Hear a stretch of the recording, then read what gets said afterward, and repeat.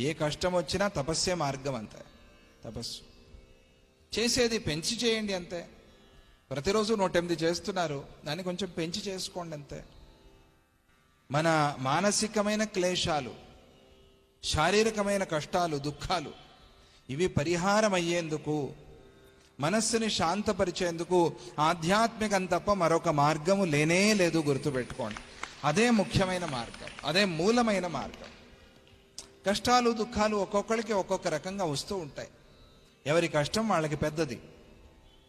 మొత్తానికి అన్ని కష్టాలకి కూడా పరిహార మార్గం ఆధ్యాత్మికం. దానిలో చాలా ముఖ్యమైనది తపస్సు.